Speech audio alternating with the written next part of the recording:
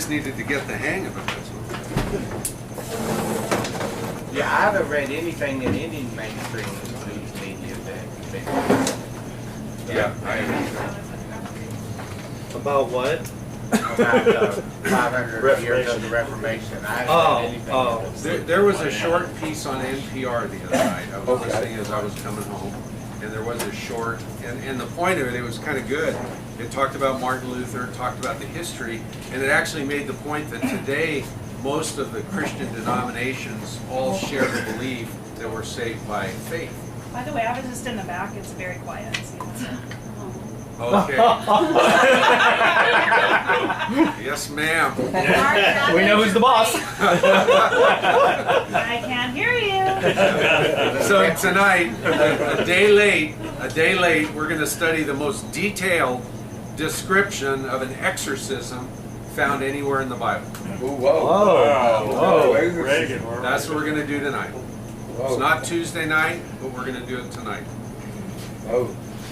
So an exorcism, just so we all know what we're talking about, it's the expulsion of an evil spirit from a person or place. Expulsion of an evil spirit from a person or place. Now the exorcist in our story is none other than Jesus. And the subject of the exorcism is a guy who has no name. We don't know his name. So when I hear that, I always get interested, because when the subject of the study has no name, it means there's a much broader application. This isn't a story about a specific guy. This is a story about all of us. So it got my attention. So I'm going to read through the story quickly, and then we'll go back through and talk about it in more detail. It's actually a pretty awesome story. This is in the Gospel of Mark. We're in chapter 5, and it's verses 1 through 20. Now, we won't go through every verse in great detail, because it's not necessary. They're more coupled into 3 groups of verses that make some amazing points. So, starting with verse 1. They came down to the other side of the sea in the country of the Gerasenes. When he got out of the boat, this is Jesus, immediately a man from the tombs with an unclean spirit met him. And he had his dwelling among the tombs, and no one was able to bind him anymore, even with a chain, because he had often been bound with shackles and chains, and the chains had been torn apart by him, and the shackles broken into pieces, and no one was strong enough to subdue him. Constantly, night and day, he was screaming among the tombs and the mountains, and gashing himself with stones. Seeing Jesus from a distance, he ran up and bowed down before him, and shouting with a loud voice, he said, "What business do we have with each other, Jesus, Son of the Most High God? I implore you by God, do not torment me." For he had been saying to him, this is Jesus, "Come out of the man, you unclean spirit." And he was asking him, Jesus again, "What is your name?" And he said to Jesus, "My name is Legion, for we are many." Weird. And he began to implore him earnestly not to send them out of the country. Now there was a large herd of swine feeding nearby on the mountain. The demons implored him, saying, "Send us into the swine so that we may enter them." Jesus gave them permission, and coming out, the unclean spirits entered the swine, and the herd rushed down the steep bank into the sea, about 2,000 of them, and they were drowned in the sea. Their herdsmen ran away and reported it in the city and in the country, and the people came to see what it was that had happened. They came to Jesus and observed the man who had been demon-possessed, sitting down, clothed, and in his right mind, the very man who had had the legion, and they became frightened. Those who had seen it described to them how it had happened to the demon-possessed man and all about the swine. And they began to implore him to leave their region. As he was getting into the boat, Jesus getting back into the boat, the man who had been demon-possessed was imploring him that he might accompany him. And he said, he did not let him, but he said to him, "Go home to your people and report to them what great things the Lord has done for you and how he has had mercy on you." And he went back, this is the formerly demon-possessed man, he went back and began to proclaim in Decapolis what great things Jesus had done for him, and everyone was amazed. Interesting story. A little bit of background before we jump into the verses.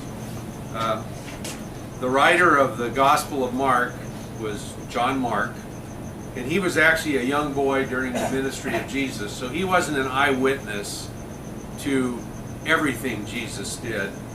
And we understand that he likely relied on Peter as his source for a lot of his material, because Peter, of course, was an eyewitness to most of what Jesus did.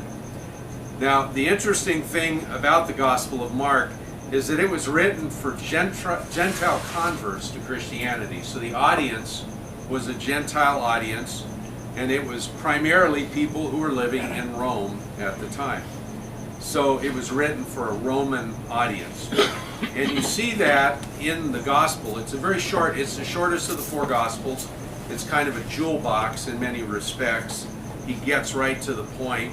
But it's interesting, you won't find any genealogies in the Gospel of Mark, long lists of people's lineage, because that would only be important to Jewish readers, not to Roman readers. It has the least number of references of any of the Gospels to the Old Testament, because that wouldn't be relevant to the Roman audience. The Sermon on the Mount is not reported in the Gospel of Mark. He blows by that. Very detailed part of the Gospel of Matthew. He gets to the point, goes right by it. Little attention is paid in the Gospel of Mark to the running conflicts between Jesus and the religious sects of the day, the Pharisees, the scribes, and so forth. And finally, he uses many Latin words in his Gospel. When you go back to the original Gospel, there are many Latin words that he uses, which is uncommon with the rest of the Gospel writers. So this was a guy who knew his audience, and he knew his audience was Roman, and he taught them what he knew they would relate to. So this could be the reason why chapter 5 is so detailed, because chapter 5 really involves a Gentile living in a Gentile land. And as I said, this is the most detailed description of an exorcism anywhere in the Bible. Now, another feature of Mark's Gospel is that it focuses more on what Jesus did than what he said. So it's a book of action. When you read it, book of action. There's always movement, there's action. How many times in these 20 verses did I use the word implore? Implore, implore, implore. The word immediately appears frequently in the Gospel of Mark. Immediately, immediately, immediately. It was a gospel of action. A gospel of action. Now, we're in a section of Mark that really focuses on what Jesus did, an exorcism, more than what Jesus said. And this chapter showcases, I think, one of the most spectacular miracles reported anywhere in the Gospels. It would say immediately after these things. Yeah, very frequently. The word's used many, many times. And I noted when I was reading through there how many times the word implore. Everybody's imploring everybody in this passage. So verse by verse, there's the first 5 verses are really one thought. So I'm going to read through those and we'll talk about it. Verse 1, they came to the other side of the sea into the country of the Gerasenes. When he got out of the boat, immediately the man from the tombs with an unclean spirit met him, and he had his dwelling among the tombs, and no one was able to bind him anymore, even with a chain, because he had often been bound with shackles and chains, and the chains had been torn apart by him, and the shackles broken in pieces, and no one was strong enough to subdue him. Constantly, night and day, he was screaming among the tombs and in the mountains and gashing himself with stones. There's a lot of action going on here in this 5 verses for sure. So I want to start by saying many people today don't believe in demons. They just don't believe in them. And they interpret stories like this as being stories that relate to a physical or psychological illness. So he wasn't demon possessed, he was schizophrenic, or he was psychotic. They won't accept the existence of demons. Now, these same people will believe in angels. but they won't believe in demons. Now this phenomenon is really similar to people that believe in God, but not in Satan, and believe in heaven, but not in hell. Very similar concept. But when you think about it, what new inroads can Satan and his demons make in our lives when we don't even believe that they exist? That's a frightening thought to me. If I don't believe they exist, I got my guard down and I'm fair game for them. So we're just too sophisticated to believe in demons and to believe in Satan, their master. But if you talk to missionaries who have ministered in third world countries where the people aren't as sophisticated as we are, they will tell you that demons are alive and well. Faith healings are alive and well. Demon possession is alive and well. Exorcisms are alive and well in these countries where the people are not too sophisticated. So our sophistication in the Western world has really built in a pathway for demon possession and satanic attack. Kind of a crazy thought. So let's look at a few things about this man's condition. There are many, many descriptors in here about it. Like I say, he was likely a Gentile. Appears that he was a Gentile. He lived in the country of the Gerasenes. That's commonly believed to be an area called Gadara. It's on the southeast side of the Sea of Galilee, in what's now part of Jordan that we call the Golan Heights.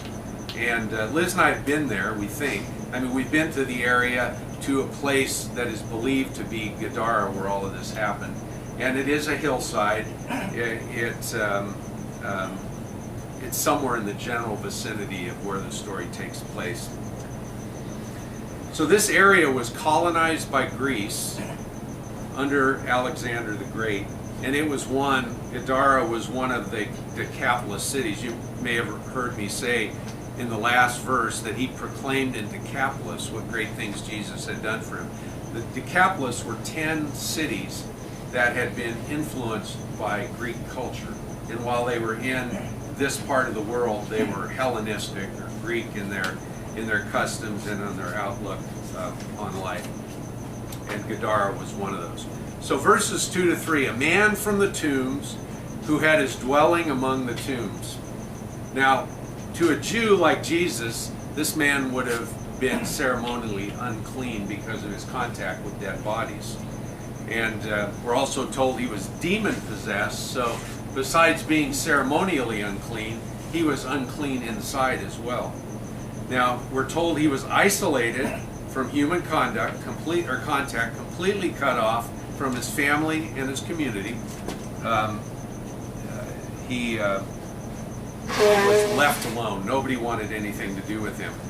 We move into verses 3 and 4. No one was able to bind him anymore, even with a chain.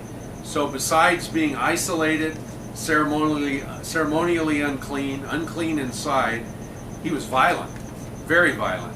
And he had supernatural strength. In verse 4 we're told the chains had been torn apart by him and the shackles broken in pieces, and no one was strong enough to subdue him. Verse 5 we're told constantly, night and day, he was screaming among the tombs. So in addition to all those other things, he was in constant suffering. And he was also self-destructive, gashing himself with stones. So have you ever known anyone as bad off as this guy? I mean, he was a total mess. It's hard for me to imagine being worse off than this guy who was isolated, cut off from his family, his community, living among the tombs, yelling and screaming, ripping chains off of himself and gashing himself with stones. Wow. So now we know a little bit about this unnamed individual in the story. Let's move to verses 6 through 13, sort of the next movement in this story. Seeing Jesus from a distance, he ran up and bowed down before him. And shouting with a loud voice, he said, "What business do we have with each other, Jesus, Son of the Most High God? I implore you by God, do not torment me." For he had been saying to him, "Come out of the man, you unclean spirit." And he was asking him, "What is your name?" And he said to him, "My name is Legion, for we are many." And he began to implore him earnestly not to send them out of the country. So now it's them and not him. It's not unclean spirit, it's unclean spirits. Now there was a large herd of swine feeding nearby on the mountain. The demons implored him, saying, "Send us into the swine so that we may enter them." Jesus gave them permission, and coming out, the unclean spirits entered the swine, and the herd rushed down the steep bank into the sea, about 2,000 of them, and they were drowned in the sea. So in these verses, we really see showcase the power of Jesus over the supernatural. Just a few points. When this uncontrollable, demon-possessed crazy man saw Jesus, he came running toward him. I wonder what Jesus thought he was going to do. Well, he knew what he was going to do. But through this man, he bowed before Jesus. So through this man, we see the demons fall on their knees before Jesus. Fall on their knees and bow down to the power of Jesus. This reminds me of a story in chapter 19 of Acts, where a Jewish exorcist was attempting to cast out a demon in the name of Jesus, and he was also referring to Paul. And the demon spoke back and said, "I recognize Jesus and I know Paul, but who are you?" Oh. Well, the demons know Jesus for sure. And the demons in this man knew him in that they propelled the man to fall on his knees before Jesus. We're also told in James, in chapter 2 at verse 19, "You believe that God is one." That means monotheistic, the one and only God. "You do well. The demons also believe and shudder."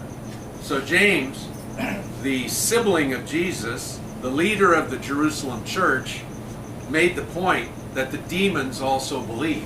But when they believe, they're not brought to a saving faith. They shudder.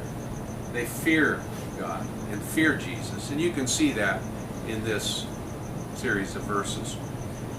So when the demon was confronted with Jesus, he confessed him as the Son of the Most High God. "What business do we have with each other, Jesus, Son of the Most High God?" He also implored Jesus not to torment him. Now, implored is persistent, sincere begging. So the demons were begging Jesus not to torment them.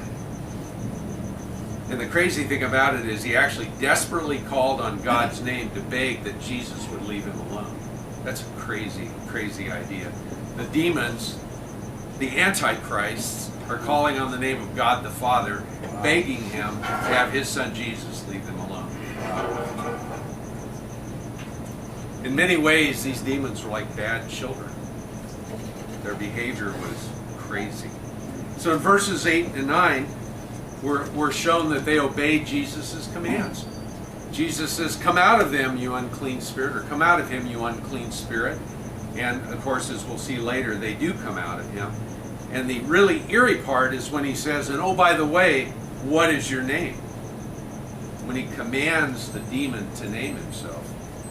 And the answer is, "My name is Legion, for we are many." Now, a legion was the largest unit in the Roman army. And a legion would consist of 3,000 to 6,000 Roman soldiers. So this guy was infested with demons. I have this vision when I think of this of, you see in movies, nightfall is coming, it's dusk, and there's a cave, and thousands of bats come swarming out of the cave. That's what I envisioned with this guy. This guy was literally infested with demons. Not just one, but thousands of demons. I think at this point, most exorcists would have dropped out of the game. Bye-bye. Gotta go now. This is too much for me. But not the Son of the God Most High. He stood his ground. Man, what power. What power. So in verse 10, we're told that the demons begged Jesus not to send them out of the country. Now, interestingly, Luke has an account of this same story, shorter, but an account. And in Luke's account, the demons begged Jesus not to send them into the abyss. Not to send them into the abyss. And we're told in Revelation chapter 20 that the abyss is the place where the evil spirits will ultimately be sent to spend eternity. Now, I see this as just another explanation of Mark tailoring his presentation to his audience. I don't know that the concept of the abyss would have been relevant to a Roman, but sending him out of the country, banishing him from the country might. So that may be another little example of Mark's very practical approach to his audience. Now, I think it's important to point out as you read these verses, these demons aren't negotiating with Jesus. It's not like, I'll do this if you do that. They're begging him. Aren't they afraid They have of no him? chips to play. Aren't they afraid of him? They're frightened of him. They're terrified of him. They have no cheat. They're writhing in agony and begging for his mercy. They were powerless against him. And that's an important thing to keep in mind. They were powerless against him. When we studied the book of Job a few weeks ago, we were surprised at first when God gave Satan permission to torment Job. And we were confused about what's going on here. But at the end, we saw that there was a purpose in this. And it wasn't that Satan had any overarching power that God didn't have. Satan was totally under God's control. And here we see a beautiful example of how demons are powerless against Jesus. We need to keep that in mind. So verses 11 through 13 are interesting. Now there was a large herd of swine feeding nearby on the mountain. The demons implored him, saying, "Send us into the swine so that we may enter them." Jesus gave them permission, and coming out, the unclean spirits entered the swine. The herd rushed down the steep bank into the sea, about 2,000 of them, and they were drowned in the sea. So why did Jesus give the demons permission to go into the swine rather than sending them into the abyss? I think there's a couple of reasons. There may be other reasons, and maybe I'm wrong, but these are what I think the reasons are. Pigs were also considered ceremonially unclean to a Jew like Jesus. And they were a loathsome creature, and so he was sending the loathsome creatures into the loathsome creature. Now, verse 13 tells us that there were about 2,000 swine. I think the other reason is, I believe this act was intended to emphasize the great number of demons that possessed this man. There were enough demons infesting this man's life that it took 2,000 swine to be their new host. And so I think that's the other reason. It took 2,000 swine to absorb the demons. This guy was in serious, serious trouble. So verse 13 says, "The unclean spirits entered the swine, and the herd rushed down the steep bank into the sea, about 2,000 of them, and they were drowned in the sea." Did you know that pigs can swim? I didn't until I knew that wild boars can swim. Pigs can swim. So if pigs can swim, why didn't these pigs swim? Why did they drown themselves? Because of demons. Now, I think it's the same reason. You're right. I think it's the same reason that the demon-possessed man gashed himself with stones, we're told in verse 5. I think the swine went crazy and became self-destructive, and that's why they drowned themselves. So a lot of action in this story. So now we move into our third segment of the story, verses 14 to 20. Their herdsmen, the pigs' herdsmen, ran away. They saw this and they had to get out of town. They ran and reported it in the city and in the country. And the people came to see what it was that had happened. They came to Jesus and observed the man who had been demon-possessed sitting there, clothed, in his right mind, the very man who had had the legion, and they became frightened. Those who had seen it described to them how it had happened to the demon-possessed man and all about the swine. And they began to implore him to leave their region. As he was getting into the boat, the man who had been demon-possessed was imploring him that he might accompany him. Imploring. And he did not let him, but he said to him, "Go home to your people and report to them what great things the Lord has done for you and how he had mercy on you." And he went away and began to proclaim in the Decapolis what great things Jesus had done for him. And everyone was amazed. So verses 14 to 20. I want to look at the responses of the various participants in this scene. And let's start with the herdsmen who were tending the swine. Their initial response was fear. They were so blown away by what they had seen, all they could think to do was run. They were frightened. Now they reported in the city and in the country the event that they had just seen. You know, I got to report it. They run out to the city and the country and start telling everyone what they had seen. Widespread reporting. Just like any other dramatic event. You see an automobile accident, a spectacular truck jackknifing on the freeway, and you're slowed, you're stopped 5 miles back because everyone's stopping to look. That's something about us. We just can't resist looking. We want to know what happened. And that was no different here. These people wanted to know what was happening. So we're told in verse 14 that the people came to see what it was that had happened. So they did the normal human thing that we all did. So what did the people see, or what did the people do when they came? First of all, they saw Jesus, the exorcist. They observed the formerly demon-possessed man sitting down, clothed, in his right mind. And they heard from the people who had actually witnessed it, everything that had happened. The account of the exorcism, the account of the invasion of the swine, and the swine's self-destruction. And what was their reaction? Now you might think, well, these people were happy for the guy. This formerly demon-possessed guy, who they all knew about, yelling and screaming in the tombs, isolated away from everyone, rejected and scorned by everyone. You'd think that they would have worshiped Jesus and have been very happy for the formerly demon-possessed man, right? But they weren't. They became frightened. They were frightened. And in verse 17, we're told that they began to implore Jesus to leave their region. So once again, implore, begging earnestly. Get out of here. Get out of here. They were frightened. So why would they react this way to an amazing miracle like this? I think the locals apparently cared more about losing their pigs than about this poor soul who had been released from his demon possession. Kind of stated in another way, I think they cared more about the pocketbook than they did about the soul. 2,000 pigs, a lot of pigs, a lot of money, a lot of bacon. So let's also Pork chops with applesauce. let's also look at the response of the demon-possessed man. Verse 18, the man was imploring him that he might accompany him. So once again, begging in earnest that he could accompany Jesus. He said, I like this. Whatever you did, I like it, and I want to be part of your deal. Jesus said no. He says instead, go home to your people and report to them what great things the Lord has done for you and how he had mercy on you. And so the demon-possessed man obeyed, and he became an evangelist. So that was his response. His response was great thankfulness, and he devoted his life to evangelizing about Jesus and what great mercy he had shown on him. So this is an amazing story, really. And when I break it into 3 pieces, it has a lot of meaning, and I'm going to explain the meaning that I see in it. First of all, I want to say again, the unnamed man is all of us. We're all the unnamed man, and we all have bits and pieces and of experiences and conditions that the unnamed man had.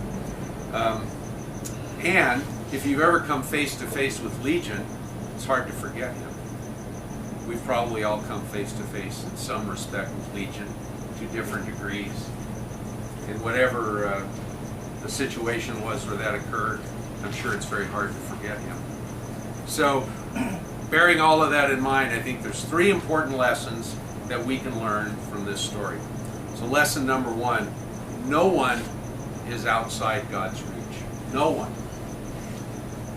If God could reach this demon-possessed man and transform him into an on-fire evangelist, he can reach anyone. So no one is outside God's reach. You know, I'm sure the whole town had given up on the demoniac, the demon-possessed man. And maybe you know someone who you think the whole town has given up on. In fact, maybe you think you're that person. Maybe you feel at times that everyone's given up on you. No matter what you've done, what we've done, I'll include myself in it for sure. Jesus loves us, and he wants to have an intimate relationship with us. No one is outside his reach, no matter what our experience and background has been. Important lesson number one.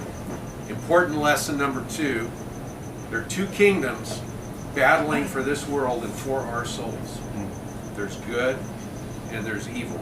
And we see this every day. We've talked about it in this study. It's very apparent everywhere around us. Two kingdoms battling over us. And when the kingdom of good and the kingdom of evil clash, eventually, 100 times out of 100 times, the kingdom of good prevails. And that's because God rules over Satan. God rules over Satan. And what we saw in this story emphasizes the power that God has over Satan. So the important takeaway for me here is this is the reason that we should never be afraid of Satan. We must acknowledge his existence. We must acknowledge the spiritual attack that we as believers are under, but we must never be afraid of him, because we're partnering up with the Son of the Most High God, who has ultimate power over Satan and his demons. Second important lesson. Third important lesson, we have to make a choice about Jesus. We have to make a choice. Now, God has given us all free will, and he's given us all the right to choose. I've heard people say that God is a perfect gentleman. He will never force you to do anything. He gives you the choice, and he's not going to force you to make one choice or the other. Now, the townspeople in our story chose their livelihood, and they chose the status quo. That was their choice. The livelihood and the status quo, and they told the Son of the Most High God, get out of here. Please leave our country. Unfortunately, many of us make the same choice when it comes to Jesus. I made that same choice for many years. It was always not now, maybe later. So many of us make that choice. Some of us finally realize that that's not the right choice. Some don't. And when we do finally make the choice for Jesus, many of the people we formerly associated with don't like what they see, and they begin to distance themselves from us, much like the townspeople. Get out of here. Don't get too close. They feel uncomfortable with us. When the townspeople witness this amazing change in the demoniac, they distance themselves from it. And this act of distancing is really not to be taken personal. It's a rejection of Jesus. That's why they distance themselves. And that's why we distance ourselves sometimes. It's a rejection of Jesus. Very important to keep that in mind. But when we do catch the vision that is cast by Jesus, when we do catch that vision, he asks us to become active witnesses for him. He doesn't believe that once we accept him, that we just have a free ride. He puts us to work. He wants us to be active witnesses, just as he commanded the demon-possessed man to become an evangelist and an active witness for him in his own home country. And when he asks us to do that, he equips us to do the job. Now, you saw in this story, Jesus didn't put any requirement on him. He didn't say, go out and tell everybody how great, what I did for you, how I had mercy on you, after you get your divinity degree, or after you memorize the Bible. There were no conditions placed on it. The only requirement he put on him was go home to your people and report to them what great things the Lord has done for you and how he has had mercy on you. That was the only requirement. Tell them what I've done for you. The Lord has done great things in each one of our lives. And we just need to talk about it. That's the only equipping we need, is to report to people what Jesus has done for us. Very effective tool. That's all we need to do. That's all we need to do. So to me, this story is, it's an interesting story. It's eerie in some respects. The whole idea of being infested with thousands of demons kind of freaks me out a little bit. They were all working today in me, by the way. I was feeling infested by 1,000 demons. But it's a very, very good story because I think it really does point out which way the wind blows when it comes to Jesus. No one is beyond his reach. Satan is completely under his power. And when he shows mercy on us, he wants us to talk about it. That's what I saw in the story. I'd be interested to hear what you all heard. Yes? I saw one thing. Read the part where the man goes to him, or the man goes to Jesus. Just that verse. Seeing Jesus from a distance, he ran up and bowed down before him.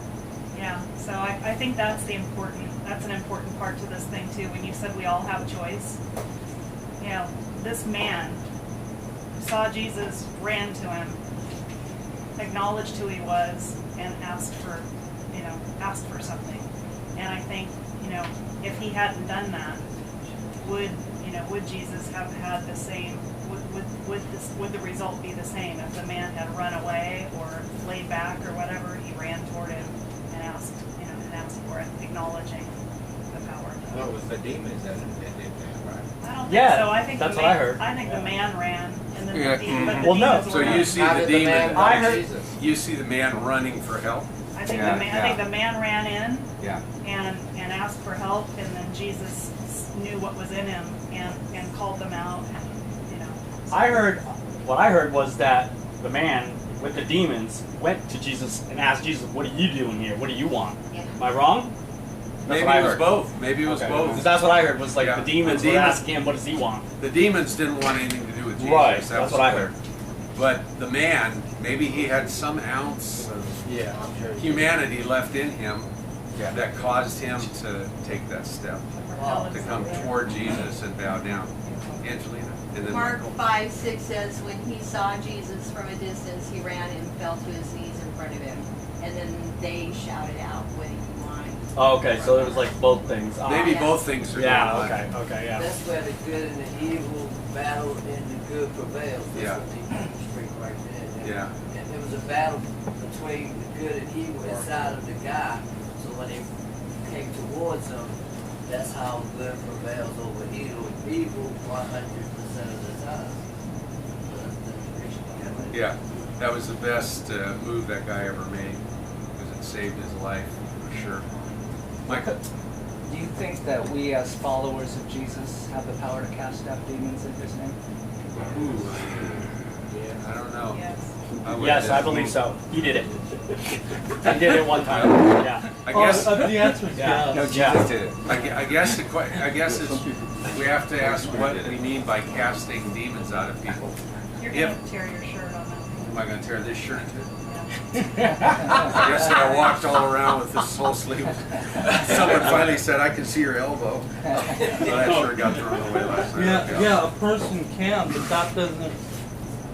Anybody that believes it through the name of Jesus can do it, but that don't mean, like for instance in the Bible they said we cast demons out in your name, we've raised the dead. I mean they say Lord, Lord, and these are people where he says, "Depart from me, I never knew you."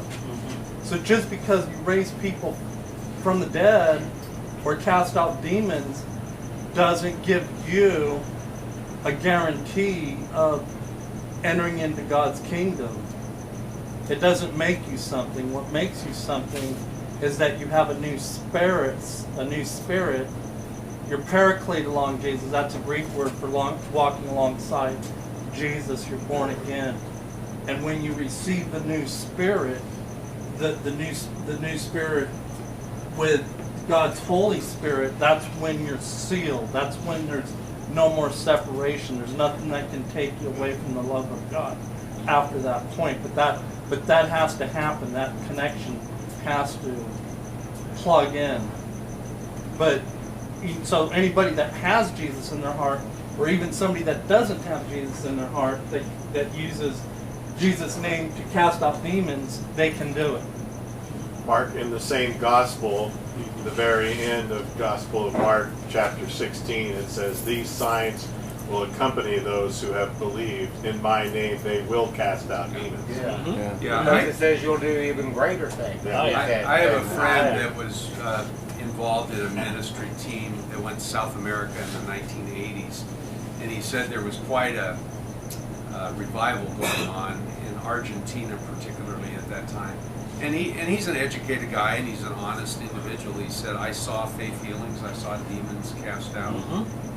That kind of was related to my earlier point that in other countries this seems more prevalent. It's like we keep ourselves too guarded to really deal with the supernatural world as much as others do, particularly in third world countries. But so I guess the answer is probably yes, although Michael, it's hard for me to get my arms around it.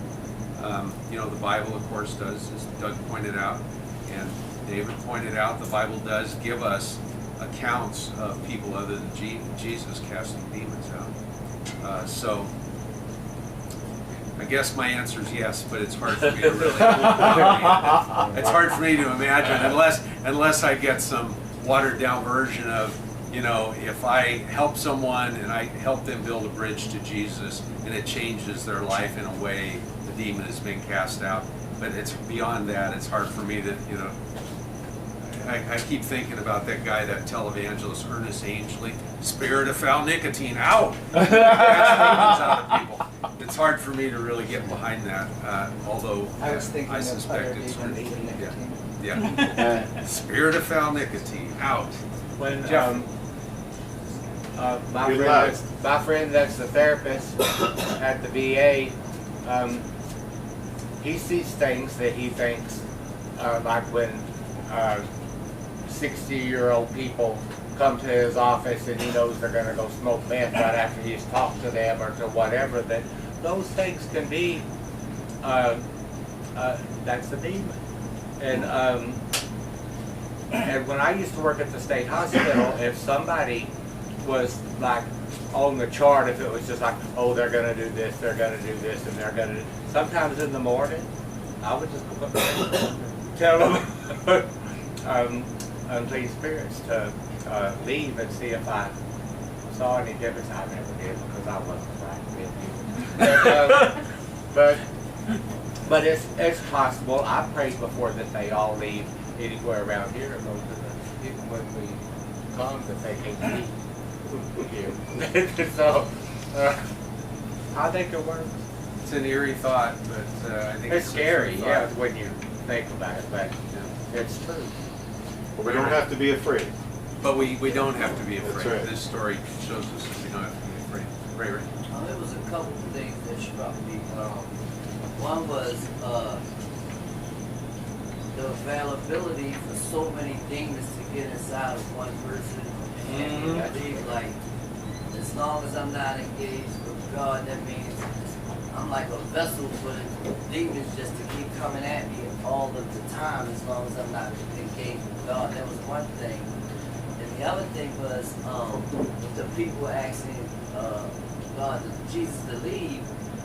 For me, it was like, I do that sometimes myself, because sometimes the fear of the unknown and the acceptance that this is actually a miracle, or me even to recognize that this is a miracle that's happening before my eyes, you know, or someone tell me about a miracle. Sometimes I'm like, ain't no way that happened, you know. So it's like the unknown for me sometimes, where I get to second guessing God's actual power, you know, and I start placing limits on it and limitations to just how far I can go, and sometimes it engulfs me for real, you know. Sometimes I get suffocated in my head of like, can he possibly be telling the truth about that, acting like that, you know? So I was thinking with them telling Jesus to leave, like the same thing, like the fear of the unknown and acceptance.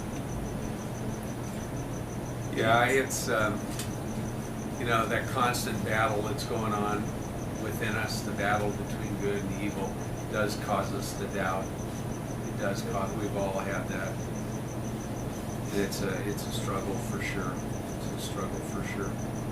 You know, one thing I read when I was preparing this study, you know, this question of why are exorcisms more frequent, demon possession, these healings? Why are they more frequent in these less sophisticated societies? And the author of this article I read said he believed it was because in many of those societies there's still a practice of witchcraft and voodoo and spiritist type activity, and that these are pathways. This type of practice actually opens the door to demon possession, whereas in this country, besides us being sophisticated and not believing that Satan is real, in this country we don't practice that as much, and so the pathways aren't as present. And we so do. I mean, all the people in the New Age and the tarot cards and the, you know, all those kinds of things. Yeah. You know, the spirit of pharmakia, you know, through drugs and so forth. Which is That was this guy's opinion, but it's curious to me. Like my friend when he tells me that he regularly witnessed faith healings, exorcisms in Argentina 40 years ago. It's just it's hard to really picture that. So let's see, Bruce and then Jeff. Yeah, real quick question. So you mentioned the people who don't believe in Satan or hell or demons. Is there somewhere, I just started reading the Bible like last month, so I don't know. But is there somewhere, I would think there's got to be somewhere in the Bible where Christ addresses or warns of Satan? Throughout. Yeah, there are a lot of passages. Like I said, I'm just starting. Yeah. I'll flag a few of them next week. Okay. I'll give you some suggested reading in the Bible. Yeah, the Bible is very clear that there's a spiritual realm and there's a physical realm. Yep. And the spiritual realm, although unseen, is very well populated by good and evil. Alex. Yeah. Is it possible that, and I experienced that in my family and experience in events, is it possible when you are surrounded with the evil that you feel some kind of fear, but fear not what's going to happen to you, but some kind of fear that is fear of being in that place, or feeling unpleasant, and somehow you make some kind of action and then they let you go. Basically, I was at a party at the Hard Rock, at the party at the place for the Halloween. It's not important where I was, but it's a party that is demonic party, and it's celebration of the demons. So, and I felt I could not enjoy that. So I was just trying to conduct business, like to meet people and to talk. Of course, they didn't want it that. They wanted you worship the demons and you drink and you do the things. And I was not even dressed, and everybody's dressed witches and devils. And of course, they let me go. Actually, the security came over there and escorted me. So it was a shock. Jesus. Yeah, it was a shock.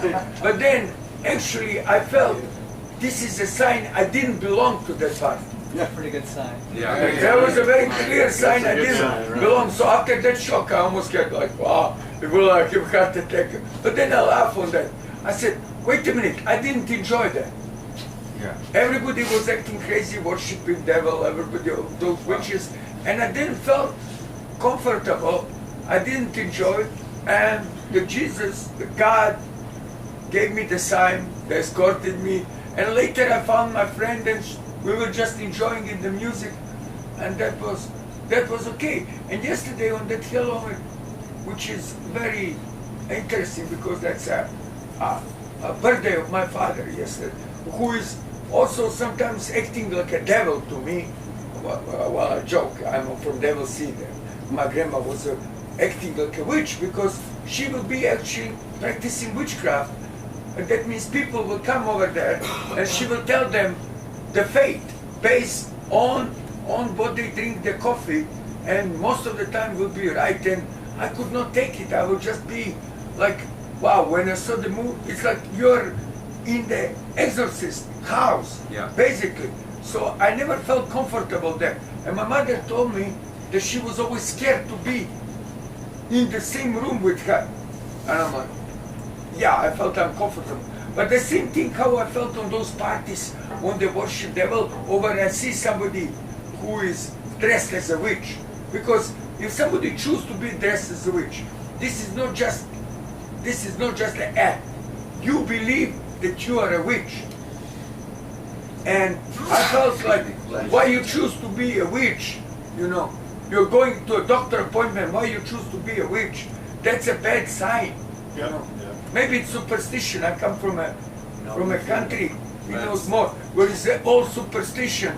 But that's some signs that they tell you, God is telling you you're not supposed to be on that place. Well, I And I think felt that's much better, like a cold weight is from my shoulder. it's a good warning mechanism. Yeah, you feel it. Yeah. When, like you said, a weight comes off of your shoulder, Yeah. when you go into a place that's just that, sometimes it hurts my chest. Like, if I go into the casino now, my chest, cause it looks foggy, the people look like they don't have any brain, or like they're zombies or Like something they're like that. androids, And basically. you and it Sure. lifts off of you, so you feel it. Awkward. Sorry, card holders. But anyway, dude, at my house, sometimes like if I've spent days and I haven't focused on prayer or haven't done right, and I end up not recognizing that I'm confused or something like that, I just reclaim my whole house and that no demons are allowed, that nothing can touch me in there except for the Holy Spirit to come to protect me with the Spirit of Christ, and that's what, and just keep reclaiming it and get rid and make them run somewhere. But I haven't felt that in my chest, but sometimes I can picture that at that part where you. Yeah. We have to be really careful that we don't start acting like it's some kind of hocus pocus too. Yeah. You know, Yeah. because the enemy, as you said, always tries to do things in the darkness. In a sense, they hide. They try to be deceptive, and in this culture, we think, oh well, maybe not. We haven't really seen them. I mean, some have. I have. I mean, when you see somebody in the middle of a church crawling across the floor with their fingernails trying to get out of the space you're in, you know what's going on. Right? But it hides. You know, Ephesians said, "In your anger, do not sin. Don't let the sun go down while you're still angry, and do not give the devil a foothold." Yeah. You know, our anger alone can be an open door to the enemy's presence, but we don't we kind of justify it. You know, it's fine for me to be angry at Trump or anybody else. You know, that's all good. You know, anger's no problem. That's a requirement. It is a problem because that anger gives a foothold for the enemy to subtly bring deception, and we just don't. Our bigger problem in this culture is not that we don't encounter the demons. We just don't really think they're real, like you said. And so they're just kind of around. But you know, when you encounter somebody that has them, they are very real. But it's all about God wanting to bring His freedom. If God's for us, who can be against us? We don't have to. It doesn't have to be a Halloween Ouija weird thing, you know. It's just all about God's power, and we put our faith in Him. I don't want to let that darkness seep in any way. And so I really appreciate what you're saying tonight and the truth that you're bringing to it, you know, because it isn't about giving glory to how crazy those demons were. Really, the story finishes with giving glory that a guy like that can go out and preach good news to cities, right? So guys and girls like us can do that. No matter what demonic power has had influence in our lives, we can be free and do it. That's the whole thing. Go ahead, Liz. Go ahead. No, wait a second. Let Liz. I need to ask a question as part of what you're saying. Okay, Alex, do you have like hocus pocus people do that? No, let's not get off onto that. I wanted to talk We'll talk to him after that, okay? Oh, okay. So, all right, go ahead, Liz. I think one of the most important things is that the guy, when the demons were cast out, when he left, he followed God's plan. God told him what to do, and he did it. And so he filled that space with God, because Matthew 12:43-45 says, when an impure spirit comes out of a person, it goes through the places seeking rest, and it doesn't find it. And then it says, I'll return to the house where I left. And when it arrives, it finds the house unoccupied, swept, clean, and put in order. And then it goes and it takes with it 7 other spirits more wicked than the first. And they go and they live there. And the final condition of that person is worse than the first. and that's how it'll be with this wicked generation. So I think the clutch piece to this is you can't just sweep them out and keep your house empty and unoccupied. Just like, you can't go through AA and you can't, quit drugs and so forth and then not fill it with God and do what God asks you to do. Because if you get it all out of there and sweep it and think you've done the work and it's unoccupied, they'll come back. Good point. Yeah, he was sitting at the feet of Jesus in his right mind. That's the thing for us. We got to sit at the feet. We got to hunger for him. So Exactly. And I don't mean anything about people at the casino. I'm just No, no. saying that it's It is. Oh yeah, it's not. They don't know, but it's like anger. Yeah. Liz, All right. Well, thank you, Mark. That's a great study. Matthew 12, Okay, Dave. 43 I just want to thank 45. Mark and I want to thank Liz. And I want to thank everyone for showing up. I don't want to clap yet, I'm not finished talking. But I think this is really important. I think it's very important to focus on the good and not the bad, because the bad is very real. And I think I encourage everyone to leave this Bible study tonight because it's so special, and invite people to coffee and tea and for walks. That's right. And say nice things to people. And everybody here, call at least 3 people tomorrow and tell them that you love them. Yeah. And I think that will make this Bible study even more powerful. And from this Bible study, there will come other Bible studies. And then before you know it, people all over the place will be doing the same thing that we're doing. And encouraging each other. Because the devil is very real. And God is very real. But the only way we get God closer to us is by doing beautiful things like this. So Mark and Liz, thank you so much for a beautiful evening. Yes, indeed. Thank you. And Thank Danny you.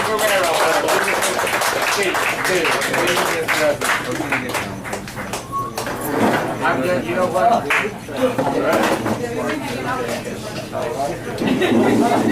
You know what's funny? There's a bit of the spaghetti left and some bread, a little bit of fruit. If